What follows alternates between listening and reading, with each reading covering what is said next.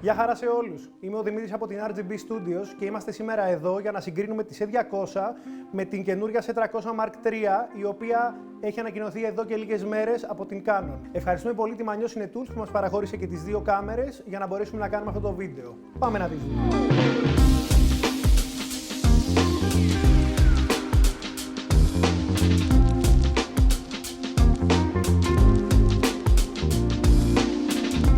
Ξεκινήσουμε λοιπόν να δούμε κάποιες εξωτερικές διαφορές. Εδώ βλέπουμε λοιπόν στη C200 το viewfinder είναι ενσωματωμένο, ενώ στην καινούργια C300 Mark III το viewfinder είναι προαιρετικό. Αυτό θα μας βολέψει λοιπόν να βάλουμε πιο εύκολα πάνω σε ένα gimbal.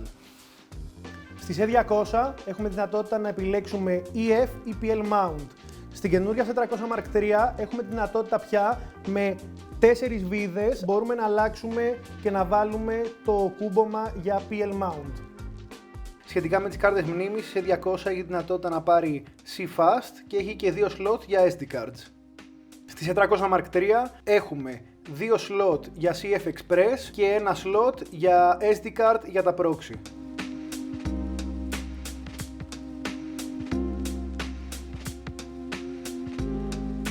Βάλαμε λοιπόν και τα monitor. Η ουσιαστική διαφορά είναι ότι το monitor της C300 Mark III είναι λίγο πιο μεγάλο από αυτό της C200. Πολύ σημαντικό αξεσουάρ είναι αυτό που έχουμε εμείς σήμερα εδώ. Είναι μια πλάτη με V-Lock mount και έχουμε και άλλα δύο κανάλια ήχου. Οπότε πέρα από αυτά τα δύο που έχει ήδη πάνω το σασί, άλλα 2-4 στο σύνολο κανάλια ήχου. Όπως και στη C200, ο sensor είναι Super 35, βέβαια είναι καινούριος που η Canon βάζει για πρώτη φορά σε κάμερά της με τεχνολογία DGO. Τι είναι η τεχνολογία DGO με απλά λόγια? Ο sensor λειτουργεί σαν real-time HDR και η Canon υπόσχεται μέχρι και 16 stop dynamic range. Από τις πιο σημαντικές διαφορές και για μένα προσωπικά ως χρηστής είναι το γεγονός ότι η C200 δεν είχε κάποιο stabilizer εσωτερικό. Πλέον εδώ στη C300 Mark III το 5-axis stabilizer μπορεί να σου δώσει πολλά πράγματα, είτε σε συνδυασμό με Canon φακούς που έχουν stabilizer και λειτουργεί αυτό μεταξύ τους, είτε με PL φακούς, είτε με κάποιους άλλους manual ή πιο παλιούς φακούς που δεν έχουν. Η εικόνα σου είναι πραγματικά πολύ σταθερή. Πάμε λοιπόν να δούμε το μενού μας. Κάτι πολύ σημαντικό εδώ, το Sensor Mode έχουμε τη δυνατότητα να επιλέξουμε Super 35 ή Super 16 Cropped. Εδώ λοιπόν βλέπουμε ότι μπορούμε να γράψουμε Super 35 RAW 4K 120 καρέ και σε Cropped Mode 2K μέχρι και 180 καρέ. Πάμε στο XFAVC λοιπόν εδώ. Μέχρι και 4K λοιπόν 422. Και μπορούμε να επιλέξουμε στο bitrate να γράψουμε 410 Mbps intraframe ή 160 Mbps σε long GOP. Και αλλάζουμε το frame rate για να δούμε στα 50 καρέ ότι μπορούμε να γράψουμε 4K 10 bit 422 και αλλάζουμε και εδώ το bitrate ή 810 Mbps σε intraframe ή 260 Mbps long GOP. Μπορούμε λοιπόν πια να επιλέξουμε το μέγεθος του αρχείου που θα γράψουμε με βάση τις ανάγκες του γυρίσματός μας. Στο μενού λοιπόν επίσης μπορούμε να επιλέξουμε εδώ να έχουμε on και off το digital stabilization και σε περίπτωση που έχουμε βάλει πάνω στην κάμερα αναμορφικούς φακούς, από εδώ μπορούμε να επιλέξουμε το D-Squeeze που επιθυμούμε. Νέα λοιπόν προσθήκη και πολύ σημαντική για τους χρήστες είναι το γεγονός ότι έχουμε δυνατότητα να επιλέξουμε και να δούμε στην εικόνα μας το false color. Αυτό ήταν πολύ γρήγορα το μενού της καινούργιας Canon C300 Mark III. Πάμε να τη δοκιμάσουμε.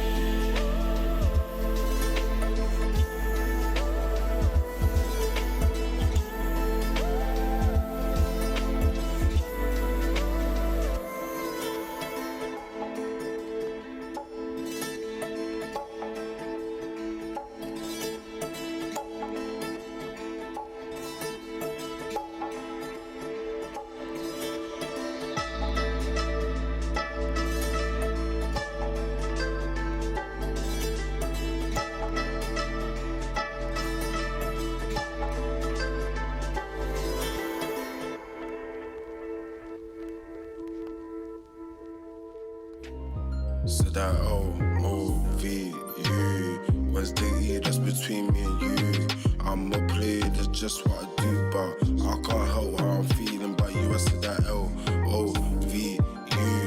Where's the E that's between me and you? And I love the way you move, the way you groove. It's all of the things you do.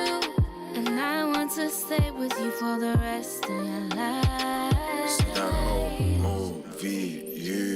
Where's the E that's between me and you? I'm a player, that's just what I do, but I can't help how I'm feeling about you. I said that L-O-V-U. Where's the E that's between me and you? I'm a player, that's just what I do, but I can't help how I'm feeling about you.